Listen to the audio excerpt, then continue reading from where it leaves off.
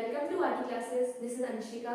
सो आज अपन एक नया टॉपिक पढ़ेंगे। टॉपिक का नाम है लीनियर इक्वेशन। ठीक है, लीनियर इक्वेशन स्टार्ट करने से पहले अपन को कुछ बेसिक कंसेप्ट पता होने चाहिए, ताकि जब अपन लीनियर इक्वेशन से रिलेटेड कुछ क्वेश्चन सॉल्व करें ना, तो अपन को वहाँ पे प्रॉब्लम मिल जाए। ठीक है, तो अपन यहाँ पर देखेंगे जैसे कि कांस्टेंट क्या होते हैं, वेरिएबल्स क्या होते हैं, एक्सप्रेशन क्या होते हैं, इक्वेशन क्या होती है। ठीक है, तो वन बाय वन अपन देखते हैं। ठीक है, जैसे कि हम बनाते हैं कांस्टेंट पर कि कांस्टेंट क्या होता है। ठीक है, अब माइनस इन्फिनिटी और प्लस के इन्फिनिटी के बीच में जितने भी नंबर्स होते हैं वो अपने से क्या कहलाते हैं, कांस्टेंट कहलाते हैं। ठीक है, इंक्लूडेड जीरो। एक बार फिर से देखते हैं, माइनस इन्फिनिटी से प्लस के इन्फिनिटी के बीच में जितने भी नंबर्स होते हैं वो क्या कहलाते हैं, कांस्टेंट कहलाते हैं। ठीक है, अब अपन आते हैं वेरिएबल्स पे।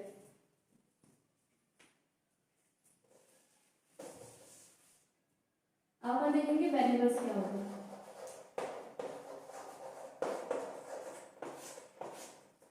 वेरिएबल्स ए से जेड के बीच में जितने भी अल्फाबेट्स होते हैं वो अपने क्या कहलाते हैं, वेरिएबल्स कहलाते हैं। मेनली अपन लीनियर इक्वेशन में एक्स वाई और जेड का यूज करेंगे। ठीक है, एक बार फिर से देखते हैं, वेरिएबल्स ए से जेड के बीच में जितने भी अल्फाबेट्स होते हैं वो अपने क्या कहलाते हैं, वेरिएबल्स कहलाते हैं। ठीक है, अब अपन आते हैं कि एक्सप्रेशन क्या होता है।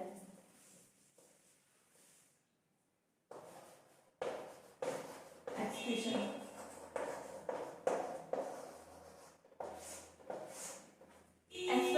अपन एग्जांपल समझेंगे, एग्जांपल से और भी अच्छे समझ में आएगा। तो जैसे मैंने एग्जांपल लिया, ठीक है, ये क्या है अपना एग्जांपल। ठीक है, तो जैसे कि एक कांस्टेंट और एक वेरिएबल यहाँ पे लिखा, यहाँ पर भी एक कांस्टेंट और एक वेरिएबल है, यहाँ पर भी एक कांस्टेंट और एक वेरिएबल है। ठीक है, तो जब एक कांस्टेंट और अपन एक वेरिएबल को जब हम मिक्स कर देते हैं तो अपना क्या बन जाता है, एक्सप्रेशन बन जाता है। ठीक है, अभी अपन फिर से देखते हैं, एक कांस्टेंट और एक वेरिएबल को अपन अगर मिक्स कर देते हैं तो क्या बन जाता है, अपने एक्सप्रेशन बन जाता है। ठीक है, अब अपन आते हैं इक्वेशन पे कि इक्वेशन क्या होती है।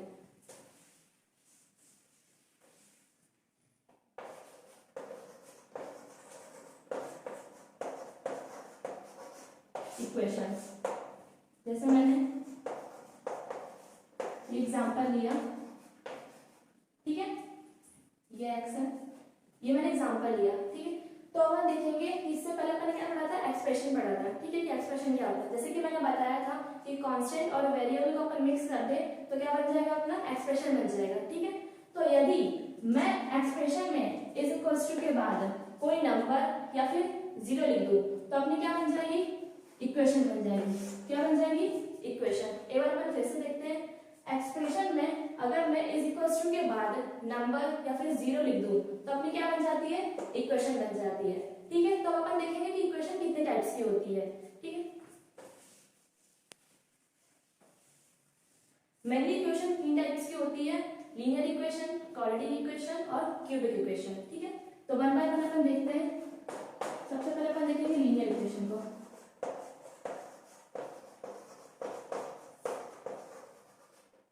इसे भी अपन एग्जांपल से समझेंगे।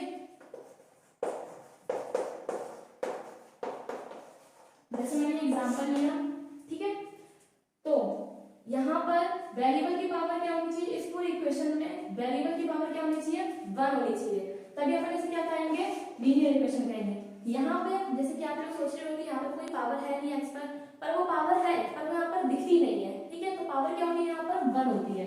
इन दोनों वेरिएबल्स के ऊपर पावर क्या लगी है, 1 लगी है। ठीक है, तो अपन देखेंगे कि लीनियर इक्वेशन में, इस पूरी इक्वेशन में वेरिएबल की पावर क्या होनी चाहिए, 1 होनी चाहिए। ठीक है, तो अब अपन आते हैं क्वाड्रेटिक इक्वेशन पर।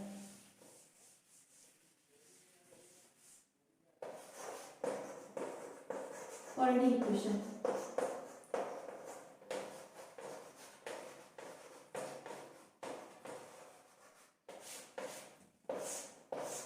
इसी भी अपन एग्जांपल से इसको समझेंगे। ये मैंने एग्जांपल लिया, ठीक है, अब अपन इसमें देखेंगे इस वेरिएबल की पावर कितनी है, 2 है। ठीक है, और इस वेरिएबल में जैसे कि अपन ने इससे पहले पढ़ा था कि लीनियर इक्वेशन में पावर क्या होती है, 1 होती है और वो दिखती नहीं है। ठीक है, तो यहाँ पर क्या होगी, इसके ऊपर पावर 1 होगी। ठीक है, अब इसे क्या करेंगे ना अपन, क्वाड्रेटिक इक्वेशन, क्योंकि इसमें वेरिएबल की पावर कितनी है, 1 है। अपन ऐसे समझते हैं जिसकी पावर, जिस वेरिएबल पे पावर हाईएस्ट पावर होती है, तो उसे अपन किसका नाम देंगे, क्वाड्रेटिक इक्वेशन का नाम। यहाँ पर 2 है जैसे हाईएस्ट पावर, तो अपन इसलिए इसका क्या नाम दिया, क्वाड्रेटिक इक्वेशन नाम दिया। ठीक है, अब अपन आते हैं क्यूबिक इक्वेशन पर। अपन एग्जांपल से समझेंगे।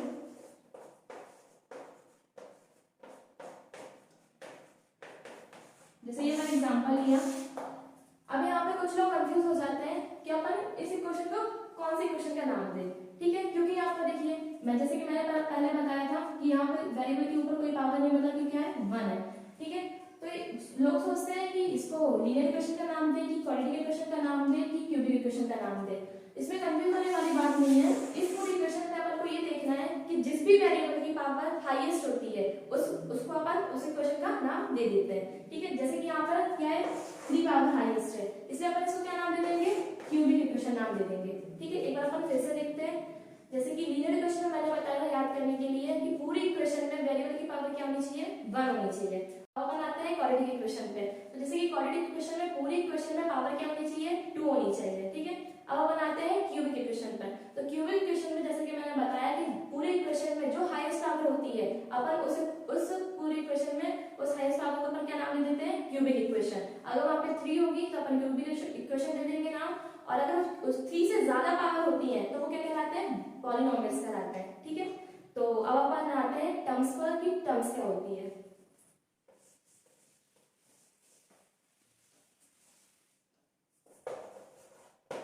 टर्म्स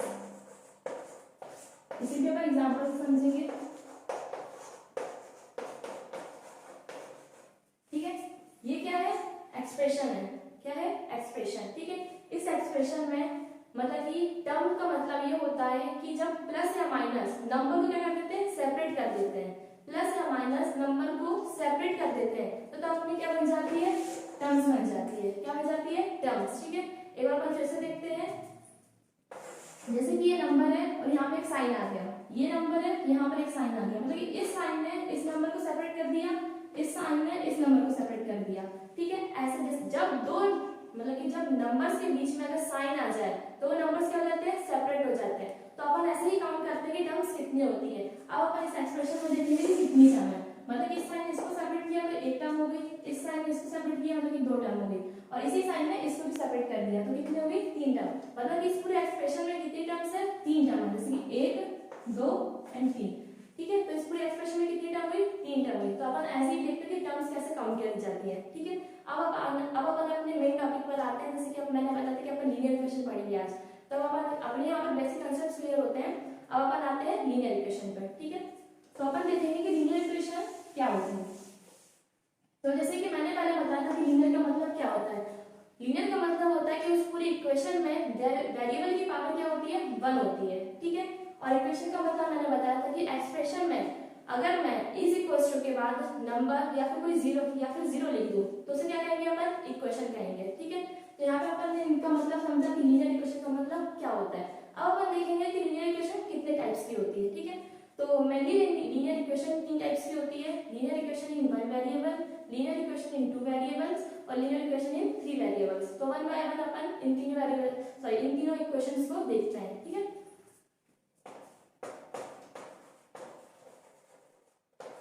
लीनियर इक्वेशन इन 1 वेरिएबल।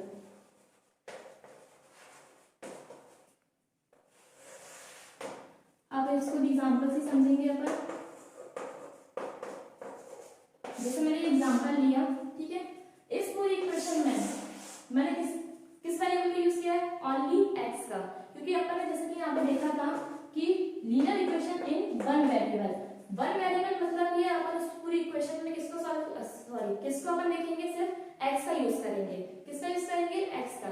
जैसे कि मैंने यहाँ पे देखिए, यहाँ पर भी x का यूज किया है, यहाँ पर भी x का यूज किया है, मतलब कि इस पूरी इक्वेशन में किसका यूज किया गया है, x का यूज किया गया है। लीनियर इक्वेशन इन 1 वेरिएबल मतलब होता है कि अपन पूरी इक्वेशन में सिर्फ एक ही वेरिएबल का यूज करें। ठीक है, अब अपन आते हैं लीनियर इक्वेशन इन 2 वेरिएबल्स। ठीक है,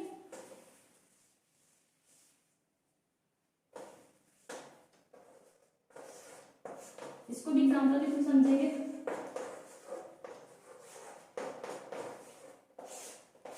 जैसे ये मैंने एग्जांपल लिया, ठीक है, जैसे कि यहाँ पर मैंने x का यूज करा और y वाई का यूज करा, मतलब कि यहाँ पर मैंने दो वेरिएबल्स का यूज किया गया है, ठीक है।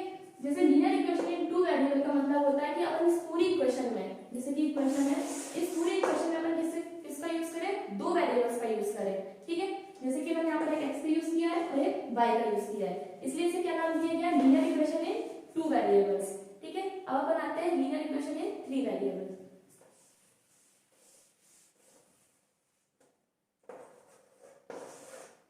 अब अपन देखेंगे linear equation in three variables क्या होते हैं, ठीक है। इसे भी एग्जांपल के थ्रू समझेंगे। सॉरी,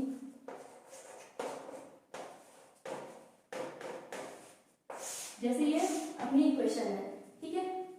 सॉरी, तो यहाँ पर इस मतलब कि linear equation in three variable का मतलब होता है कि अपन इस पूरी इक्वेशन में थ्री वेरिएबल्स का यूज करते हैं। किसका यूज करते हैं, थ्री वेरिएबल्स का। जैसे कि मैंने यहाँ पर एक्स का यूज किया, वाई का यूज किया और जेड का यूज किया, मतलब कि मैंने तीन वेरिएबल्स का यूज किया इस पूरी इक्वेशन में। तो अपन ने इसको क्या नाम दिया है, linear equation in three variables, मतलब कि इस पूरी इक्वेशन में अपन को तीन वेरिएबल का यूज करना पड़ता है। किसका, तीन वेरिएबल्स, ठीक है। तो अपन ने यहाँ पे समझा कि लीनियर इक्वेशन वन वेरिएबल मतलब क्या होता है कि उस पूरी इक्वेशन में अपन सिर्फ वन वेरिएबल का यूज करते हैं। और linear equation in two variables पर आते हैं, तो linear equation in two variables में मतलब कि एक पूरी इक्वेशन में अपन किसका यूज करते हैं, टू वेरिएबल्स का, जैसे कि मैंने एक्स और वाई का यूज किया, ठीक है। और linear equation in three variables में अपन ने तीन वेरिएबल्स का यूज किया, जैसे कि एक्स, वाई और जेड का, ठीक है। मेनली अपन 10th क्लास में linear equation in one variable और linear equation in two variable पे स्टडी करेंगे, ठीक है। जैसे कि 7th 8th 9th क्लास में सभी लोग पढ़ते आ रहे हैं कि linear equation in one variables को कैसे सॉल्व किया जाता है, ठीक है। तो अपन एक बार linear equation in one variable को देख लेते हैं कि कैसे सॉल्व करते हैं, फिर अपन linear equation in two variable पर आते हैं।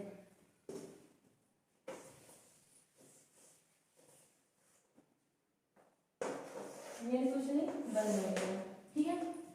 अपन इसे भी एग्जांपल के थ्रू समझेंगे। जैसे मैंने एग्जांपल लिया, ठीक है। तो जैसे कि सभी को पता होगा कि नंबर से नंबर ही प्लस या माइनस होते हैं और वेरिएबल से वेरिएबल ही प्लस या माइनस होते हैं, ठीक है। तो इसके पास भी वेरिएबल है और इसके पास भी वेरिएबल है, ठीक है। तो अपन इसको सॉल्व करेंगे। जैसे कि 4x, सॉरी थोड़ा नीचे लिख दिया, ऊपर लिख रही हूँ मैं, 4x माइनस 2x = 6, ठीक है। इसके पास भी वेरिएबल है और इसके पास भी वेरिएबल है, ठीक है। तो अपन यानी कि प्लस या माइनस हो सकता है। इसके पास कौन सा साइन है, प्लस का साइन है, इसके पास कौन सा साइन है, माइनस का साइन है। जैसे कि इससे पहले अपने इंटीजर्स पढ़े थे, इंटीजर्स में देखा था कि प्लस माइनस क्या होता है, माइनस होता है, ठीक है। तो क्या हो जाएगा, यहाँ पे माइनस हो जाएगा। 4 में से 2 गया तो कितना आया, 2x, ठीक है। और प्लस माइनस क्या होता है, माइनस होता है। और अपन जैसे कि देखा था कि एडिशन और सब्ट्रैक्शन करते टाइम अपन को किसका याद रखना है, ग्रेटर नंबर का साइन याद रखना है, ठीक है। तो ग्रेटर नंबर यहाँ पर कौन सा है, 4 है, और 4 के पास कौन सा साइन है, प्लस का साइन है, इसलिए अपन कौन सा साइन लगा देंगे यहाँ पे, प्लस का साइन। प्लस का साइन नहीं लगा रही है क्योंकि प्लस का साइन शो नहीं किया जाता है, ठीक है। तो और ये 6 एज इट इज आ जाएगा। अब एक चीज, अपन हमेशा वेरिएबल की वैल्यू निकालते हैं। किसकी वैल्यू निकालते हैं, वेरिएबल की वैल्यू निकालते हैं। अब जिसकी वैल्यू निकालते हैं अपन उसे वही रहने देते हैं, ठीक है। जैसे ये वेरिएबल यहाँ पे क्या है, x है, x की वैल्यू निकालना है तो x को अपन यही रहने देंगे और 6 एज इट इज आ जाएगा। ये यहाँ पर सब क्या है, मल्टीप्लाई में है, क्या है इसके साथ, मल्टीप्लाई में। जब वो यहाँ आएगा तो कहाँ आ जाएगा, डिवाइड में आ जाएगा।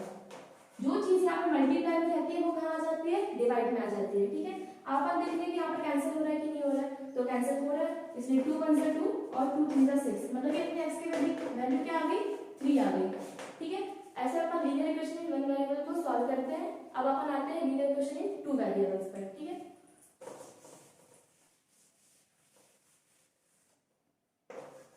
Linear equation in two variable,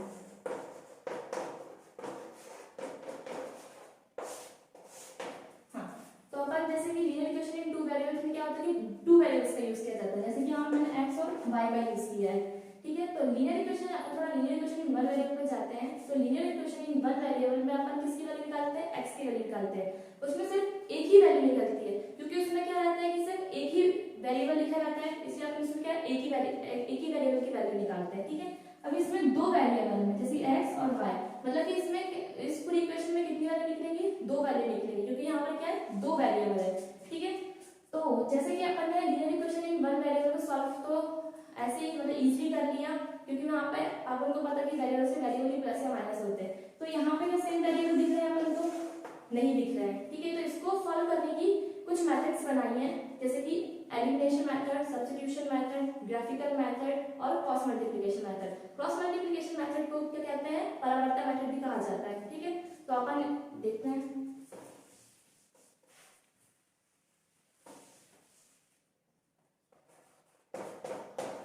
elimination method,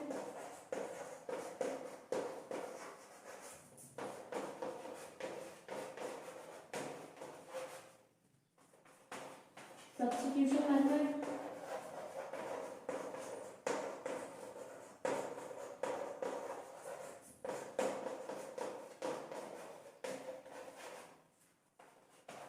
graphical method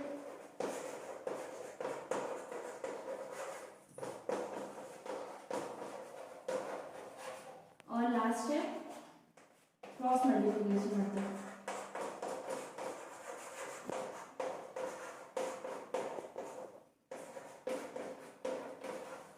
और इसको अपन परावर्तन मेथड भी कहते हैं।